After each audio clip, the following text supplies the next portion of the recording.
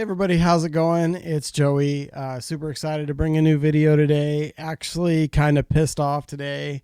I just got done doing like a really cool video and I thought it was recording, but it wasn't. So yeah, that was frustrating. So this is my second attempt today. Gonna do a different topic because I don't feel like I can talk about the previous topic again because, I just did it. And I'll have to write it down and then come back and revisit it later. So thank you so much for hanging out today. We're going to go over a couple questions. And so this guy says, I'm in a 4-piece band that's been together for 10 years. So yeah, that's a pretty good run, especially to keep all the same guys and everything. 10 years is a big commitment to a band. A lot of players kind of come and go pretty quickly, but this guy's been with these guys for 10 years. He says, we're all mates and have seen each other through thick and thin. Yeah. After that long, you've kind of, gotten into it with them. You've also helped them out. When you're working closely, in a music situation, 10 years, you're pretty much like brothers at that point. Says band decisions have always been a group effort and it's worked well with everyone understanding that compromise is important. Yeah, this is a big topic that we're going to get into, from time to time. It's not an easy topic. It's it's a very high 30,000 foot level concept that this guy is getting into. He's getting into a very difficult situation and one that is very near and dear to me because this was, something that I went through early on in my music business. And it basically, what we're looking at here is, this guy's been with these guys for 10 years and, they've all made decisions together. So this is a 4-person partnership. Likely, from what it looks like, it's an equal partnership. So each person kind of has a vote per se. And, basically they kind of go through things together. So there's 2 different ways you can, look at this. I'm going to look at this from the very top level. When you first create a business, and actually the IRS and the government has played a very critical role in my own life in how I approach music business. So the IRS in the very beginning, said, what, are you a sole proprietor? Are you a LLC or are you an S corporation? And I was like, kind of in the beginning, I had to research those because I wasn't exactly sure what I was. And I did some investigating and I later learned that I was going to be an LLC, which I think a lot of people, do. A lot of people create LLCs in this country. And after I did all my research and I didn't have my CPA yet, he was just about to come on to the scene. So that was actually the first thing that I kind of went over with him. I said, here's kind of what I do. Here's what I'm looking to do. And this is about what I think I will be doing in the future. So he agreed that an LLC at the time was probably the best fit for me. Now, I didn't stay in LLC, but I did become an LLC in the beginning and it was fine. No problems. So I told the IRS, I'm an LLC. In my LLC, I am the only one, right? I'm the only person. So I will be the president. I will be the owner. I will be all these things. And this other gentleman is a partnership, but without the IRS because each person would be a part owner of the LLC. So I can tell you right away, it's likely that this guy is not in a band where the LLC was formed and each partner has an equal share. So what that means and what I'm getting to is that in my business, I am the be all end all. And it's recorded with the IRS. The IRS understands that I'm the be all end all. I'm the one person that is going to be responsible for this business, for the taxes, for the yearly notes that you're supposed to keep, for all the voting, for everything to go on. As far as the IRS is concerned, I am the one and only person in my LLC. So anyways, this guy's going on to say that so now he says, this has changed lately, and one of our members has been acting like an asshole and has taken to argue about everything from the venues that we play to the making of set lists. So what's going on here is that, one member is basically taking over. This one person is now trying to become what I am, but in the wrong way. So you can't be in a band for 10 years and then all of a sudden wake up one day and say, I'm the be all end all, not according to the IRS, not according to the band, but because I said so. And that's not how it works. That's not how it goes. These guys are going to challenge you. They're probably not going to put up with it. And trust me, everybody in a band in their situation has probably an opinion, some more than others, some less, but ultimately you all get to the answer to the question. So for 10 years, they have been working under this and it's been working.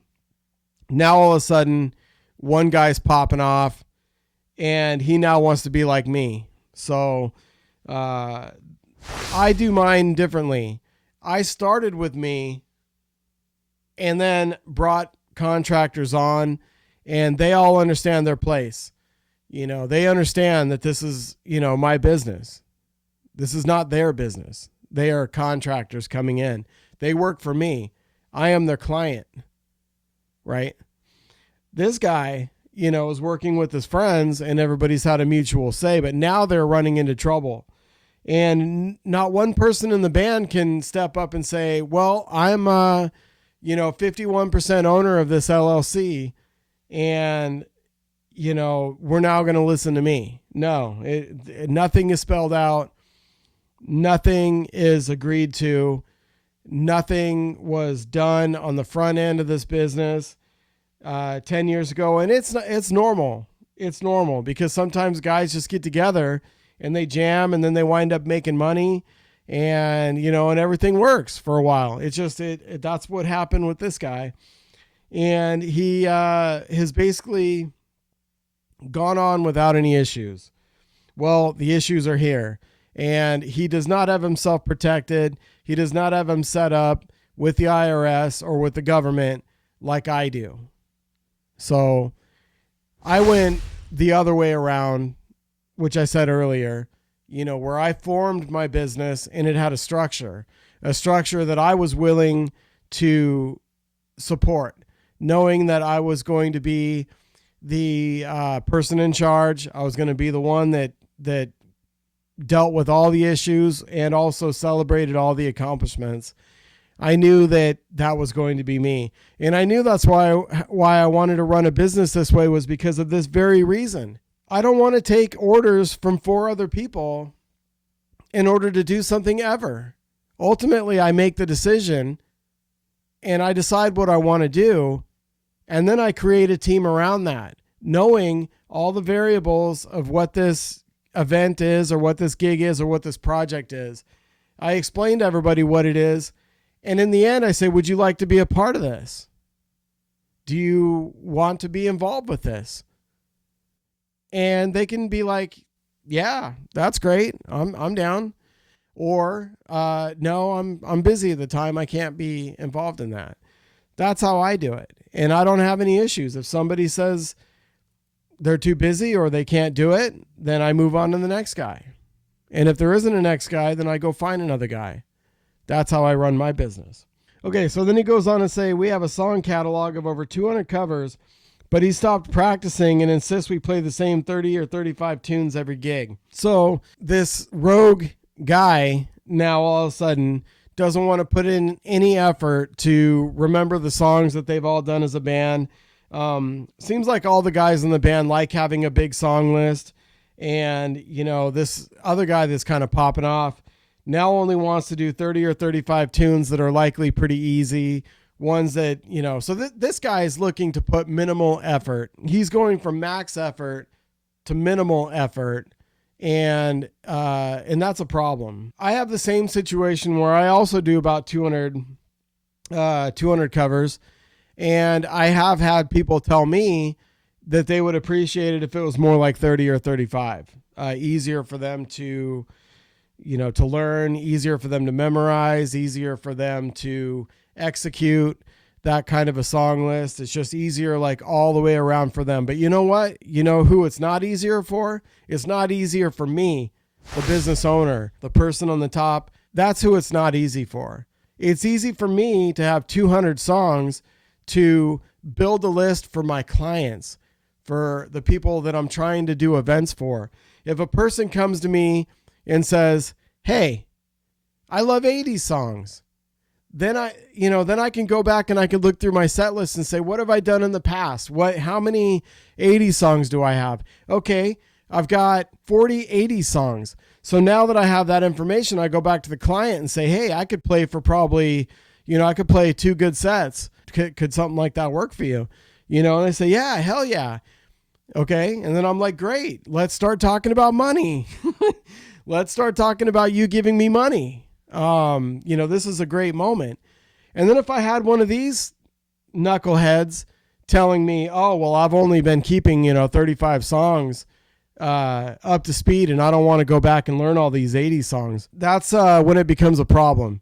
Now I've got to get involved and I've got to tell him, hey, that's fine. You're no Geddy Lee, you're no amazing musician. So therefore I don't even need to tell you. I mean, I could probably be like, generally I want to be kind and tell people when I stop using them, because I either want them to learn or kind of get with the program. I give them a choice. I say, hey, this is how it goes.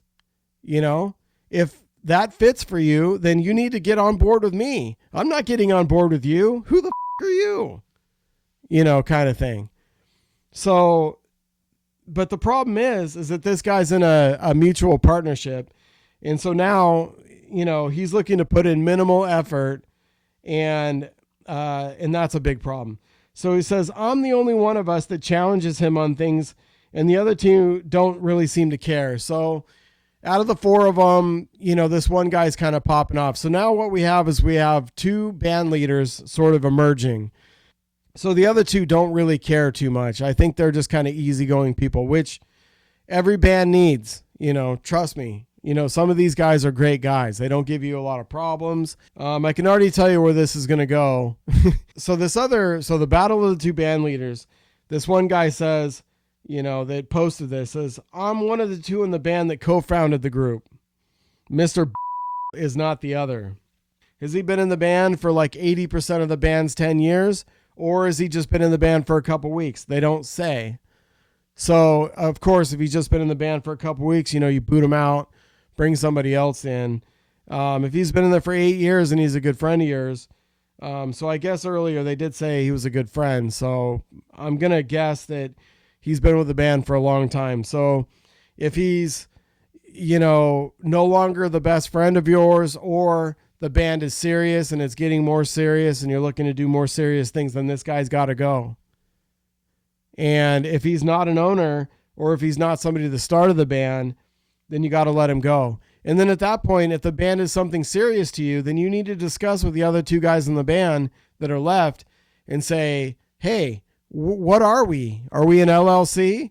What's going on? Are you willing to put your money through taxes and everything else? And, they might say no. And then at that point, the guy could say, well, would you mind if I license this up and, went through and did all the everything for the IRS? And they might say, no, I don't have any issues with that. Or, they do have an issue. And then you negotiate, and then you kind of figure out, because if this guy that's posting this is serious about this band and he wants to take it to the next level and maybe wants to do something more with it, then he should consider owning it, and he should consider, marrying it, making it legal, which is something I did many, many years ago. It was the first thing I did, actually, because everybody in this country has got to pay taxes on every dollar you get.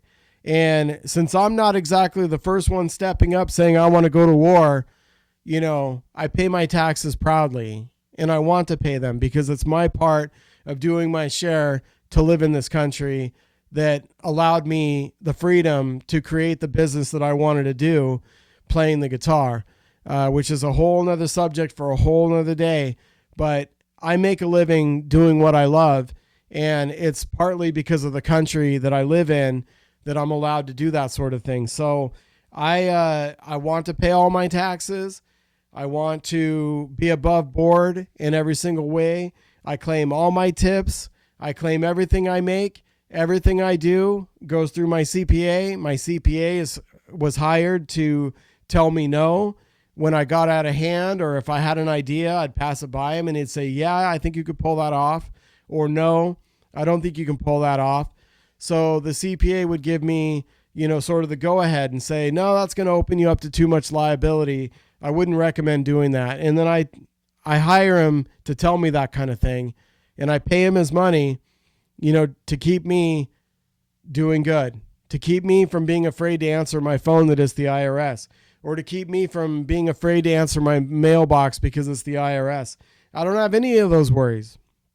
I don't worry about any of that. I am 100% good to go, free to do business, because I do my business legally in every way. I don't shortchange the government ever. And this guy's now running into problems because his group is not set up that way. And that's a big problem. And I'm sorry for what this guy's run into, because I put myself in this guy's shoes, and the band's likely done. It's likely that they can't rebound from this. If they can't boot the guy out, or if he's like somebody that's really integral to the band, he does the booking or whatever. I don't know. They don't give me that information. But I will say that from an entry level, they should have never been in this position. They should have taken care of this on the front end way in advance, and they wouldn't be in this problem. Now that they are in this problem, they need to kick this guy out, go get somebody else, decide ownership of the band, decide who wants a piece of it. Some may want some may not. And then you go from there. And then at that point, when a new guy comes in, the new guy knows there's a new sheriff in town. I'm making the decisions. I'm trying to make these high-level decisions for the good of the band going forward. And that's what I got for you today.